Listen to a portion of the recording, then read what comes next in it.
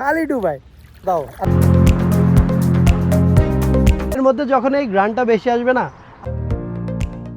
আসসালামু আলাইকুম, আমরা যাচ্ছি কক্সবাজার। না না না না, আমরা কক্সে যাচ্ছি না। ও নতুন আসছে সৌদিতে, তাই চিনতেছে না। আমরা এখন যাব সৌদি আরবের ওয়ান অফ দ্য বেস্ট স্বচ্ছ পানির সমুদ্র রাস তানরা বিচে। Let's go. আমরা এখন আছি দাম্মাম সিকোতে। সিকো থেকে যেতে আমাদের সময় লাগবে 1 ঘন্টার মতো।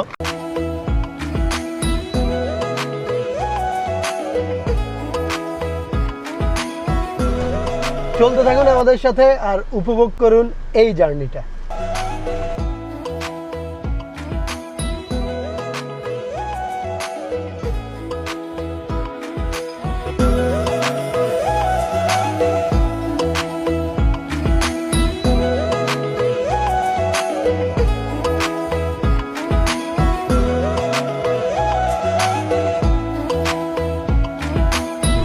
একেবারে সকালবেলা, এখন বাজে হচ্ছে সকাল মাত্র 6টা 2 মিনিট, তাও এখনো বাকি আছে 5:58 বাজতেছে। বাট বাইরে দেখেন মনে হয় যেন সকাল 9টা বাজে, কারণ এখন চলতেছে জুন মাস, রোদের তীব্রতা প্রচুর। সো খুবই সকালবেলা সবাই কাজে যাচ্ছে, কারণ এখন সৌদি আরবের নিয়ম অনুযায়ী দিনের 12টা থেকে 3টা পর্যন্ত এই 3 ঘন্টা কিন্তু কেউ বাইরের সাইডে কাজ করতে পারবে না, যেহেতু দাম্মাম হচ্ছে ইন্ডাস্ট্রিয়াল এরিয়া। তো দাম্মামের পাশে আশেপাশে জুবাইল, তারপর আরও যে সিটিগুলো আছে সেগুলোতে ইন্ডাস্ট্রিয়াল কাজগুলো বেশি চলে। বাইরে রোদের মধ্যেই বেশিরভাগ কাজ হয়, গরমের মধ্যে, যার কারণে সবাই অনেক ভোরে ডিউটিতে যায়। 12টা বাজার কাজ ছেড়ে দিতে হয়, এরপরে 3টাতে হয়তো অনেকেই জয়েন করে, আবার এমন আছে যে অনেকেই হচ্ছে ভোর রাত থেকে একদম 12টা পর্যন্ত এক শিফটে শেষ করে দেয়।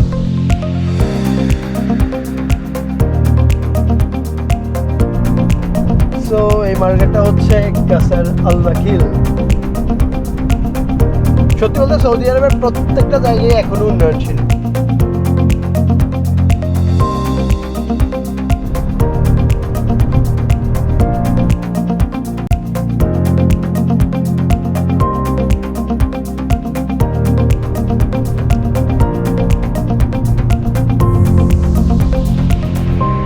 আমরা এখন আছি রাস তানরা বিচ থেকে মাত্র 4 কিলোমিটার দূরে। আপনি যখন কর্নিশ রোডটাতে ঢুকবেন, এটা হচ্ছে কর্নিশ রোড, এটা দুই পাশের সৌন্দর্য আপনাকে বিমোহিত করবে। এত জোস, দুই পাশেই কিন্তু সবুজের সমারোহ।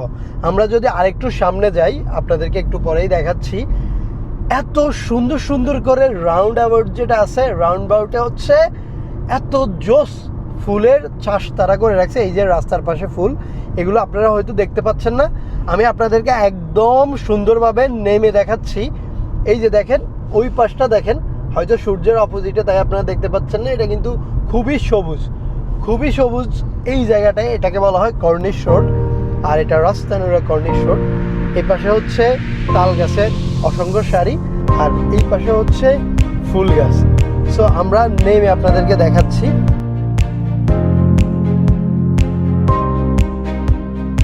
সো আমরা একটু পরেই বিচে নেমে যাব, তবে তার আগে বিচের যেই কর্নারে, মানে এটা হচ্ছে কর্নিশ রোডের ফ্লাওয়ার গার্ডেন, এই গার্ডেনের সৌন্দর্য আপনাকে একেবারে আপ্লুত করে ফেলবে। এত জোস। আমি যদি একটু আপনাদেরকে দেখাই, এই যে দেখতে পাচ্ছেন এখানে ফুলগুলো এত সুন্দর করে পরিচর্যা করা হয়। এই যে সাত সকালবেলা এখনও কিন্তু পানি দিচ্ছে শুধুমাত্র গাছের পরিচর্যার জন্য। এই ফ্লাওয়ার গার্ডেন আপনাকে দিবে এক অন্যরকম ফিল। এটা এত বিশাল যে আমি যদি হেঁটে আপনাদেরকে দেখাতে যাই তাহলে আমার হয়তো ঘন্টার উপরে সময় লাগতে পারে। হিসেব করলে কয়েক কিলোমিটার বিস্তৃত।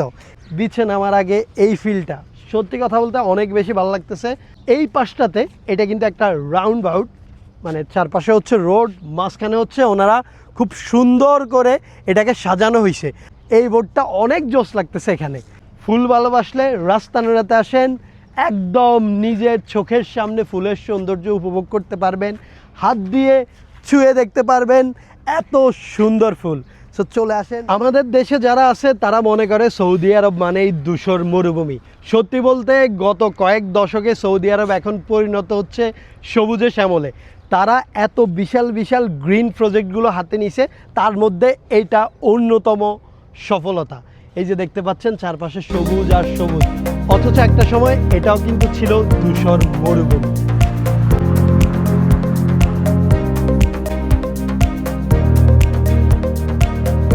আপনি এখানে আসার পর আপনার নাকে সর্বপ্রথম একটা গ্রান ভেসে আসবে, সেটা হচ্ছে কাঠগোলাপ ফুলের। জি, এখানে অসংখ্য সারি সারি কাঠগোলাপ ফুল রয়েছে। নাকের মধ্যে যখন এই গ্রানটা ভেসে আসবে না, আপনার মাইন্ডে শুধু ওই গানটাই বেজে উঠবে। কাঠগোলাপের সাদার মায়া মিশিয়ে দিয়ে ভাবি আবছা নীল তোমার লাগে ভালো,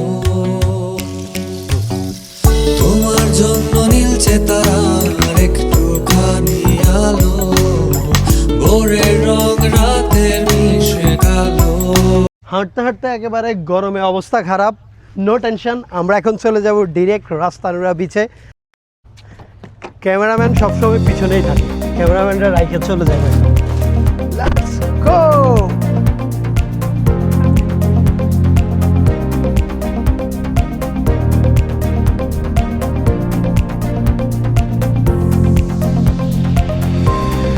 লোকেশন কিন্তু আপনাকে এই জায়গায় এনে থামাবে, এই যে দেখেন, বাট এই জায়গা দিয়ে আপনি নামতে পারবেন না।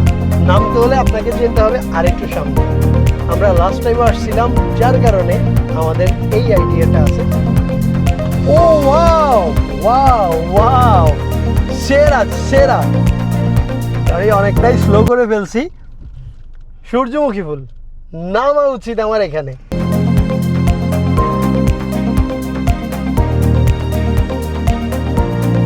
ফাইনালি আমরা চলে এলাম রাস্তানুরা বিচে। এই দিকটা দিয়ে আপনি নামতে পারবেন একেবারে পানিতে। ওই দিকটাতে হচ্ছে ওয়াল দেওয়া আছে, যার কারণে ওই দিকে নামা যায় না, বাট এই দিকে নামতে পারবেন।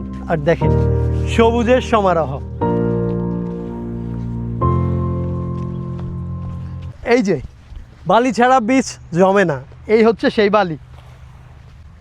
বালি আর ওই যে দেখতে পাচ্ছেন সবাই গোসল করতেছে। ও বাট পানির উচ্চতা কিন্তু অনেকটাই বেড়ে গেছে। আমরা যখন লাস্ট টাইম আসছিলাম তখন পানি ছিল আরও অনেকটা নিচে, এখন পানি কিন্তু অনেকটাই উপরে। সো আমরা একটু পরে গোসল করতে নাম। কক্সবাজারের মতো এটাতেও জোয়ার এবং বাটা হয়, তবে কক্সের জোয়ার বাটা কিন্তু খুবই খুবই রিস্কি। অনেক সময় আমরা নিউজে দেখতে পাই যে অনেক পর্যটক পানিতে বাটার সাথে চলে যায়। জোয়ার যখন আসে তারপরে বাটা নামে, বাটার সাথে কিন্তু মাছ সমুদ্রে চলে যায়, মারা যায়। বাট এখানে বলতে গেলে এটা অনেকটাই সেফ, এটার জোয়ার বাটা তেমন কোনো প্রভাব ফেলে না। বাই দ্য ওয়ে, রাস্তানুরা বিচকে কিন্তু মালদ্বীপের সাথে তুলনা করা হয়, বলা হয় যে মিনি মালদ্বীপ অথবা সৌদি আরবের মালদ্বীপ। এটার রিজনটা আমি আপনাদেরকে একটু দেখাই। এটার পানির আমি ক্ল্যারিটিটা দেখাচ্ছি আপনাদেরকে। এই যে দেখেন, আমি কিন্তু দাঁড়িয়ে আছি, পানি এতটাই স্বচ্ছ।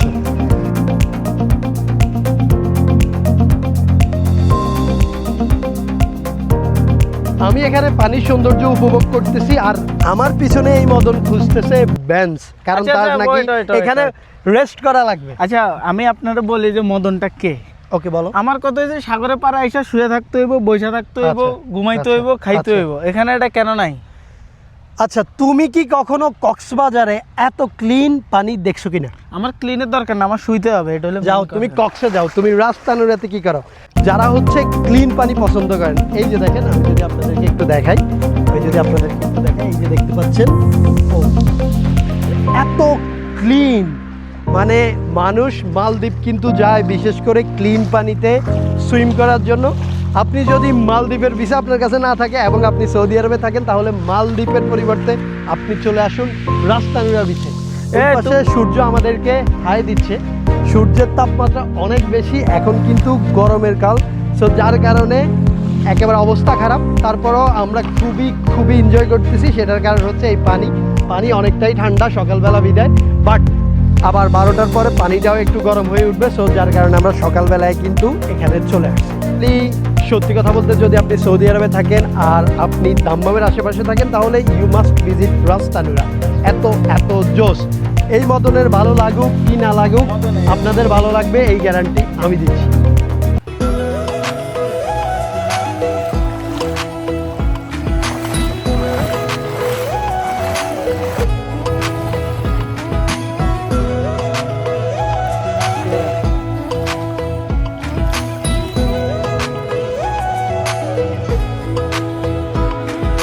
বিচের পানি কতটা ক্লিন সেটার একটা জাস্ট নমুনা দেখাচ্ছি আপনাদেরকে। এই যে দেখেন আমার অলমোস্ট বুক পর্যন্ত আমি কিন্তু দাঁড়ায় আছি পানির মধ্যে। আপনি যদি একটু ফলো করেন, ক্যামেরাটা একটু সামনে এনে, এই যে আপনি যদি ফলো করেন আমার পা দেখা যাচ্ছে, দেখছেন?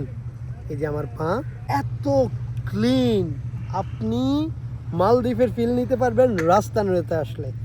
আপনারা শুধুমাত্র গুগলে গিয়ে সার্চ করবেন রাস তানুরা বিচ।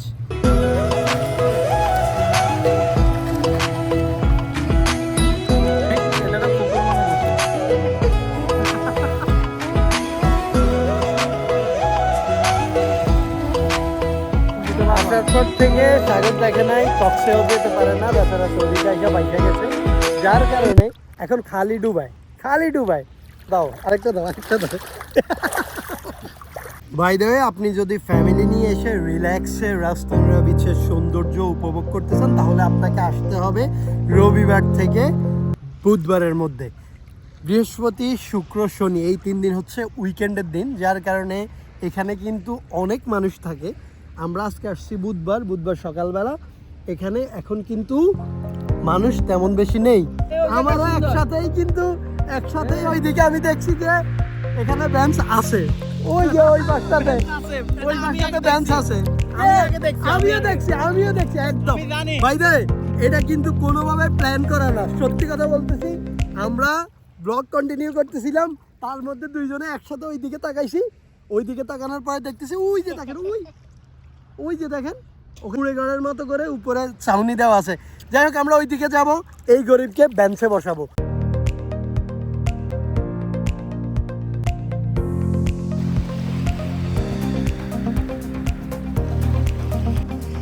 সূর্যের এত বেশি তাপ, আপনি গোসল করে ওঠার পরে কিন্তু আপনার কাপড় শুকিয়ে যাবে। এই যে দেখেন, মাত্র গোসল করে উঠছি, শুকানো শুরু হয়ে গেছে অলরেডি। সর্বোচ্চ 5 থেকে 8 মিনিটের মধ্যেই আপনার কাপড় একেবারে শুকিয়ে যাবে, এত বেশি তাপ এই জায়গায়।